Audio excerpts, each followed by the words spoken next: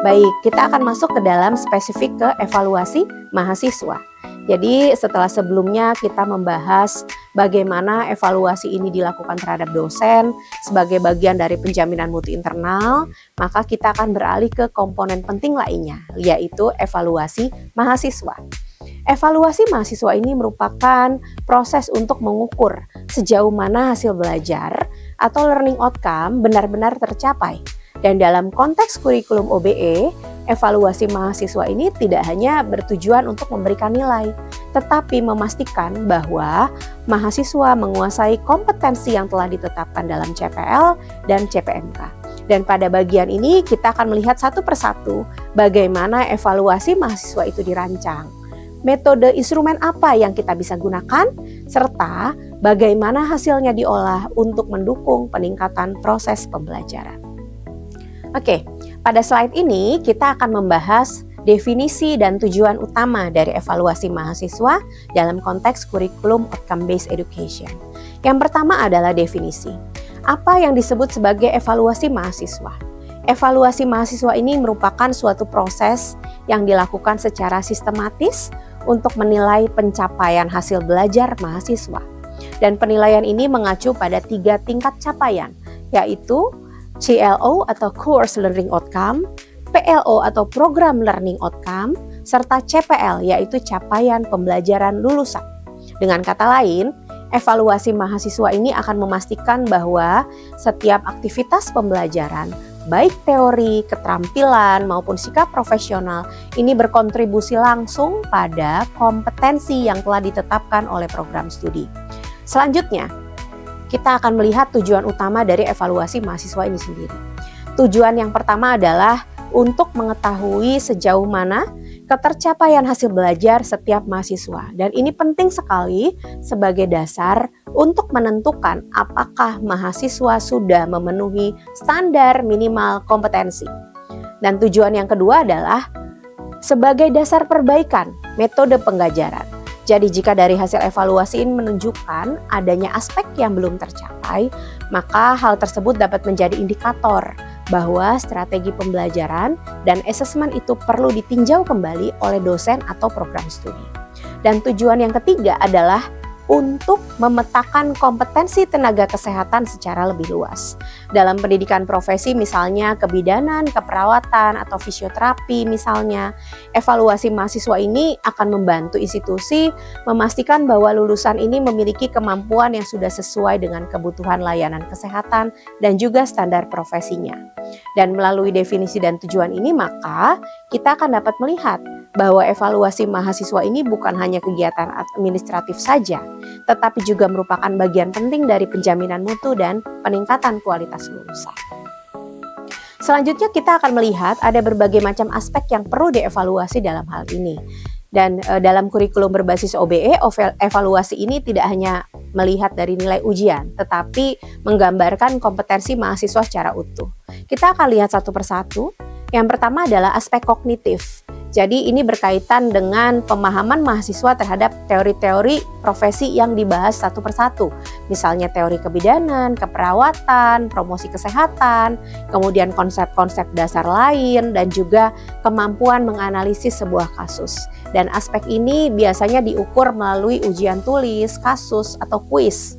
Yang kedua, aspek psikomotor. Ini adalah kemampuan mahasiswa untuk kita lihat dalam kemampuan praktik kliniknya atau keterampilan laboratorium yang dilakukannya, termasuk ketepatan melakukan prosedur sesuai standar seperti pemeriksaan fisik, prosedur laboratorium, ada tindakan klinis lain, dan penilaiannya ini juga bisa kita gunakan dengan alat uji OSCE, checklist keterampilan, atau observasi langsung. Yang ketiga, aspek afektif. Nah, aspek ini menilai sikap dan perilaku profesional.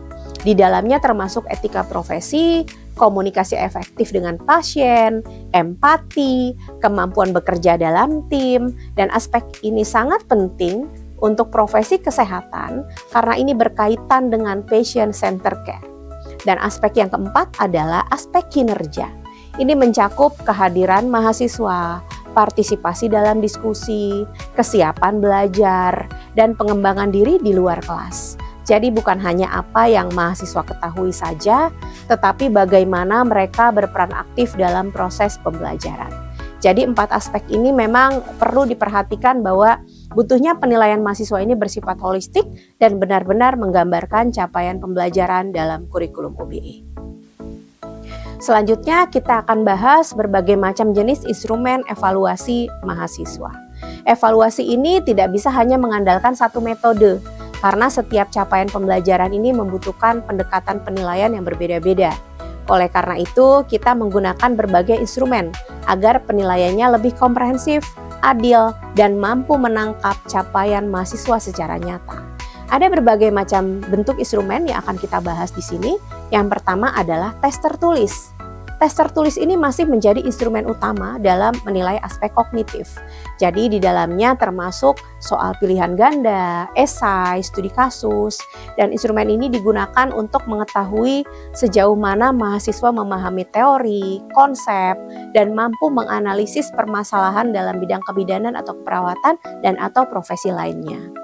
Yang kedua adalah OSCE atau tes praktik. Nah, OSCE atau tes praktik ini menilai kompetensi keterampilan atau psikomotor, dan kita gunakan OSCE ini dengan harapannya bisa mahasiswa diuji secara langsung dengan menggunakan skenario klinik yang terstruktur, sehingga dosen dapat menilai keterampilan prosedur mereka secara objektif dan konsisten. Yang ketiga adalah portofolio. Dan portofolio ini digunakan untuk kegiatan praktik lapangan. Mahasiswa diminta untuk menyusun laporan praktik, mengisi jurnal refleksi, dan mendokumentasikan kegiatan lainnya. Dan instrumen ini akan membantu dosen untuk melihat perkembangan mahasiswa dari waktu ke waktu, termasuk kemampuan refleksi dan pemecahan masalah di lapangan. Yang keempat adalah rubrik sikap. Nah, aspek afektif seperti empati, komunikasi, profesionalisme ini bisa dinilai dengan menggunakan rubrik sikap. Dan penilaian ini dilakukan oleh dosen pembimbing, baik di kelas maupun di lahan praktik. Ini memastikan bahwa mahasiswa kita tidak hanya kompeten secara pengetahuan, tetapi juga secara keterampilan dan memiliki karakter dan sikap profesional yang memenuhi standar pelayanan kesehatan. Jadi seluruh instrumen ini harapannya diterapkan melalui penilaian formatif, sumatif, dan evaluasi berkelanjutan.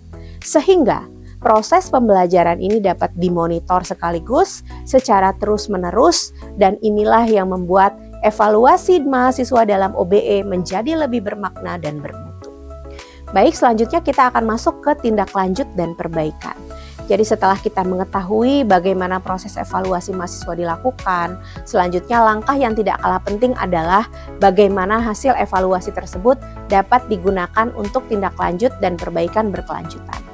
Jadi dari kurikulum OBE ini, evaluasi ini bukan hanya digunakan untuk memberi nilai saja, tetapi juga menjadi dasar untuk memastikan bahwa proses pembelajaran selalu berada pada jalur yang benar.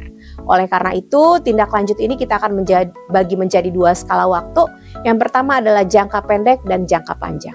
Untuk jangka pendek, ini kita lakukan per semester. Jadi pada level jangka pendek atau per semester, ini fokus kita adalah perbaikan yang sifatnya langsung dapat dilakukan. Mulai dari analisis pencapaian CLO dan PLO, untuk melihat mata kuliah atau kompetensi mana yang sudah tercapai dan mana yang belum. Yang kedua, jika ada mahasiswa yang berada di bawah standar, maka kita menerapkan remedial teaching atau remedial test. Jadi tujuannya bukan untuk menghukum, tetapi memastikan semua mahasiswa mencapai standar minimal kompetensi. Yang ketiga, jika ternyata target kelas kita tidak tercapai secara keseluruhan, maka dosen melakukan revisi metode pembelajaran. Bisa berupa variasi strategi mengajar yang diperbaiki, atau materinya diperbaiki, atau peningkatan penggunaan teknologi yang berguna. Dan selanjutnya evaluasi jangka panjang, sementara tindak lanjut ini dilakukan dari skala program studi atau institusi. Pertama, dilakukan evaluasi kurikulum secara menyeluruh untuk melihat apakah struktur kurikulum dan urutan pembelajaran sudah mendukung pencapaian CPL. Yang kedua, jika ditemukan pola berulang yang menunjukkan ketidaktercapaian CPL, maka dilakukanlah pengembangan atau revisi kurikulum tersebut. Dan yang ketiga, institusi juga menyesuaikan pembelajaran dengan perkembangan kebutuhan masyarakat dan juga dunia kerja. Jadi agar lulusannya benar-benar kompeten dan siap terjun sebagai tenaga kesehatan profesional. Dengan adanya mekanisme tindak lanjut ini, maka siklus penjaminan mutu akademik harapannya dapat berjalan secara berkelanjutan, memastikan pembelajaran selalu relevan, efektif, dan berdampak pada peningkatan kompetensi mahasiswa. Baiklah, demikian pemaparan materi evaluasi dosen dan mahasiswa dalam implementasi quality assurance pada kurikulum outcome-based education. Semoga proses evaluasi yang sistematis, transparan, dan berkelanjutan akan meningkatkan mutu pembelajaran kita ke depannya. Terima kasih.